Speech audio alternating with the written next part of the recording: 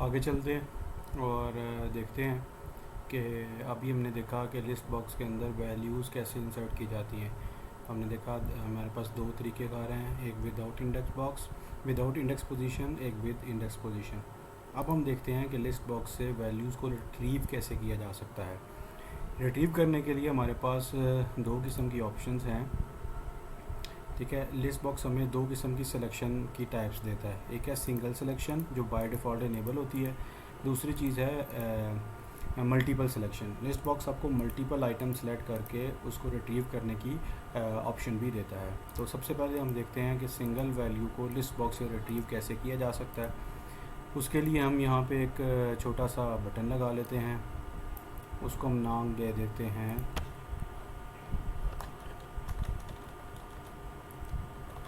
Item, single item show. Okay जी,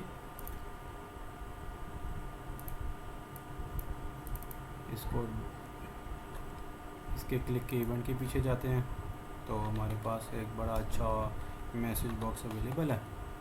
इसके अंदर हम सिर्फ ये करेंगे list box one dot selected item dot to string. Selected item एक ऑब्जेक्ट टाइप की आपको रेफरेंस वापस करेगा, तो मैसेज बॉक्स के अंदर ऑब्जेक्ट टाइप की कास्टिंग मुश्किल है, तो इसके लिए हम उसको टू स्ट्रिंग में कन्वर्ट कर देते हैं ताकि वो वैल्यू को स्ट्रिंग टाइप के अंदर कन्वर्ट करके मैसेज बॉक्स के अंदर शो करवा दें। तो हम अब चलते हैं, देखते हैं तो हम करने जा रहे हैं वो ठीक है। तो यहाँ से मैं एक वैल्यू को सिलेक्ट करता हूँ तो वो जोसेफ उसके अंदर डिस्प्ले हो जाता है। जेम्स सेलेक्ट करता हूँ तो जेम्स, अली सेलेक्ट करता हूँ तो अली। तो इस तरह आप एक सिंगल वैल्यू को रिट्रीव लिस्ट बॉक्स से रिट्रीव कर सकते हैं। अब हम देखते हैं कि लिस्ट बॉक्स के अंदर मल्टीपल वैल्यूज़ को कैसे सिलेक्ट करते किया जा सकता है, क्योंकि बाय डिफ़ॉल्ट तो सिंगल ऑप्शन अवेलेबल है, और उससे मल्टीपल वैल्यूज़ को रिट्रीव भी कैसे किया जा सकता है। तो लिस्ट बॉक्स की मल्टीपल वैल्यू को मल्टीपल सिलेक्शन को सिलेक्ट करने की ऑप्शन को देखने के लिए हमारे पास लिस्ट बॉक्स के अंदर एक ऑप्शन मौजूद है, एक प्रॉपर्टी मौजूद है, जिस प्रॉपर्टी को कहते हैं सिलेक्शन मोड। हम यहाँ पे देखते हैं कि हमारे पास जो सिलेक्शन मोड की प्रॉपर्टी है वो कहाँ पे अवेलेबल है। ये रही इसकी प्रॉपर्टी सिलेक्शन मोड की। बाय डिफ़ॉल्ट देखिए वन सिलेक्टेड है, यानी आप वन आइटम को सिलेक्ट कर सकते हैं। तो मल्टीपल वैल्यूज़ को सिलेक्ट करने के लिए हमारे पास दो किस्म के मोड मौजूद हैं। एक को कहते हैं मल्टी सिंपल और एक को कहते हैं मल्टी एक्सटेंडेड। इन दोनों में फ़र्क क्या है कि मल्टी सिंपल का मतलब है कि आप बस मल्टी सिंपल अगर प्रॉपर्टी आप टू करते हैं तो आप किसी भी वैल्यू को डबल क्लिक करके या टैब से स्पेस बार से आप उसको सिलेक्ट कर सकते हैं मल्टीपल वैल्यूज़ को।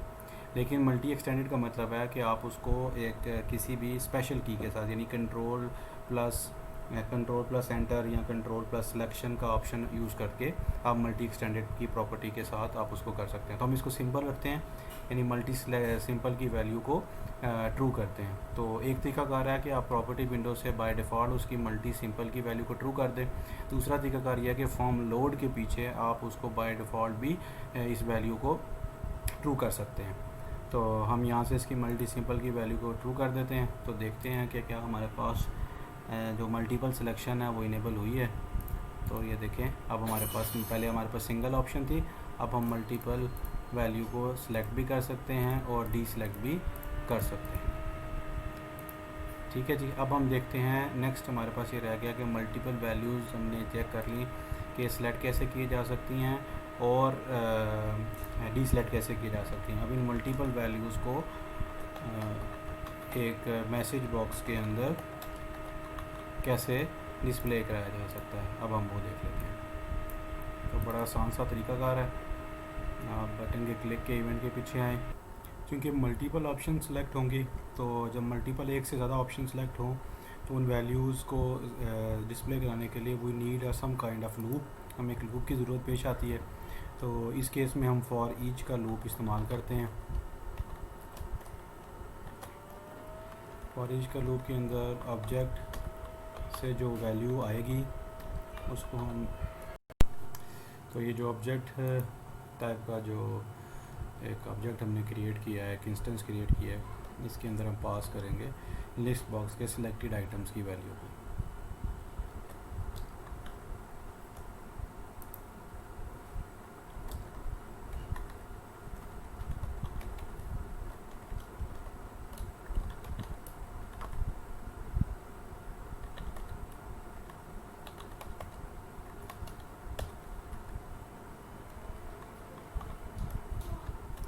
अब जब जैसे ही लिस्ट बॉक्स के अंदर सिलेक्टेड आइटम्स होंगे तो वो एक ऑब्जेक्ट के इस इंस्टेंस के अंदर जब चले जाएंगे तो हम उसको पास कर रहे हैं मैसेज बॉक्स के अंदर, और उसकी वैल्यू को, जो वैल्यूज़ आई होंगी उसको स्ट्रिंग के अंदर कन्वर्ट कर लेंगे। तो जैसे ही ये हमारा इवेंट कॉल होगा मल्टीपल इंस्टेंस वाला, तो यहाँ पे जब हमने इसको स्ट्रिंग में कन्वर्ट कर दिया, अब जब भी ये फॉर्म लोड होगा तो हम जब मल्टीपल सिलेक्शन करेंगे और इस क्लिक के इवेंट को कॉल करेंगे तो जितने भी आइटम्स होंगे उतना वो लूप चलेगा। लेट्स से अगर हमने 2 आइटम सेलेक्ट किए हैं तो 2 दफ़ा लूप चलेगा, तो पहले दफ़ा लूप चलेगा तो जो पहला आइटम वो सेलेक्ट किया होगा वो पे अपीयर हो जाएगा, फिर दोबारा लूप चलेगा, और जितनी जब तक हमने दूसरी दफ़ा चलेगा तो जो वैल्यू हमने सेलेक्ट की होगी वो आ जाएगी, और फिर साथ ही लूप टर्मिनेट हो जाएगा।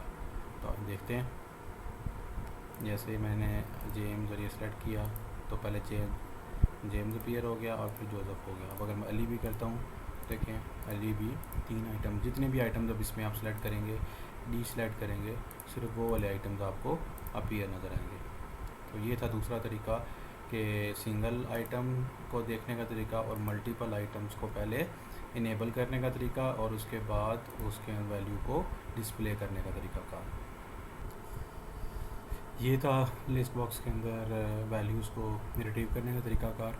आगे देखते हैं, तो आगे चलते हैं तो हमारे पास लिस्ट बॉक्स का एक जनरल इवेंट है जिसको कहते हैं सिलेक्टेड इंडेक्स चेंज्ड इवेंट। यानी जैसे ही लिस्ट बॉक्स का इंडेक्स चेंज होता है तो उसके ऊपर कोई भी आप ऑपरेशन परफॉर्म करना चाहते हैं तो वो इस इवेंट को कहते हैं सिलेक्टेड इंडेक्स चेंज। यानी इस सिलेक्ट इंडेक्स से मैं इस इंडेक्स पे गया या इस इंडेक्स से मैं इस इंडेक्स पे गया, तो जैसे ही मैं कोई इंडेक्स चेंज करता हूँ तो उसके ऊपर सर्टेन ऑपरेशन परफॉर्म हो, ऐसे इवेंट को, लिस्ट बॉक्स के इवेंट को कहते हैं सिलेक्टेड इंडेक्स चेंज इवेंट। इसको करने के लिए हम अपने फॉर्म के अंदर 2 लिस्ट बॉक्स ऐड करते हैं।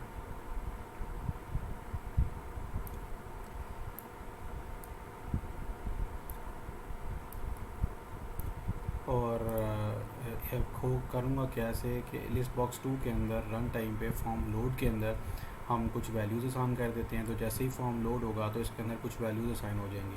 तो जैसे ही मैं उसका इंडेक्स चेंज करूँगा तो यहाँ पे लिस्ट बॉक्स 3 के अंदर अकॉर्डिंगली उसके जो मैंने पीछे कंडीशन लगाई होगी इसके इवेंट के पीछे, सिलेक्ट इंडेक्स चेंज के इवेंट के पीछे वो वैल्यूज़ यहाँ पे अपीयर हो जाएगी। जो आज देखते हैं कैसे करना है। तो फर्स्ट ऑफ ऑल हम फॉर्म लोड का इवेंट कॉल करते हैं और उसके अंदर लिस्ट बॉक्स 2 की वैल्यूज़ को बाइंड करते हैं। बाइंड करने का वही तरीकाकार है, list box 2 dot items dot add,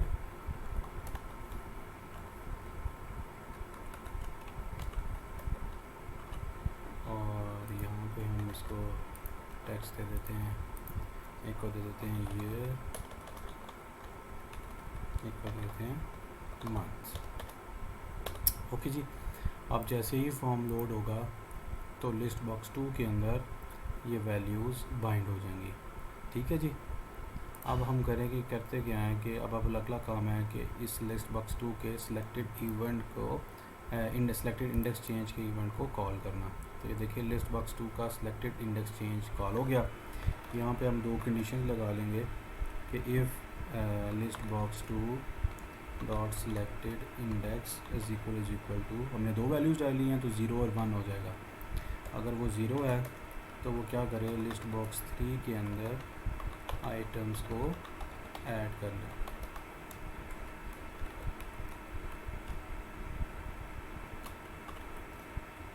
हम इसमें 2 आइटम्स ऐड करा देते हैं फॉर सेक ऑफ अंडरस्टैंडिंग। ठीक है जी। और एल्स इफ अगर हमारे पास list box 2 dot selected index is equal to 1 आ जाता है तो वो क्या करेगा, list box 3 dot items dot add, फिर फंक्शन को हम कॉल कर लेते हैं।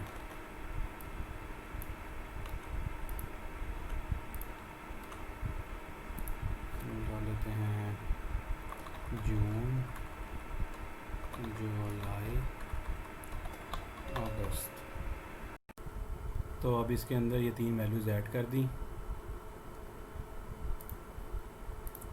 इसके अंदर ये 3 वैल्यूज़ को हमने ऐड कर दिया। अब हम इसको रन करते हैं। ये देखिए, मैं ये सेलेक्ट करता हूँ तो 2019-20 आ जाता है। मंथ सेलेक्ट करता हूँ तो इसके अंदर पेंड हो जाता है।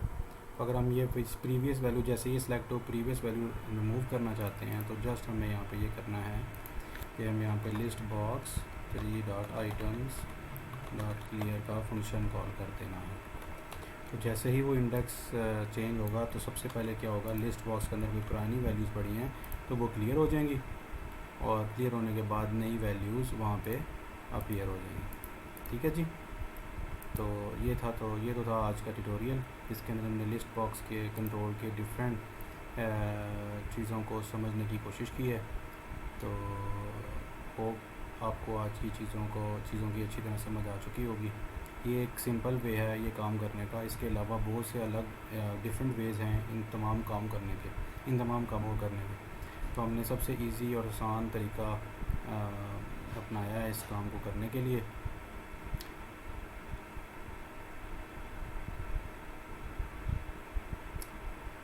शुक्रिया।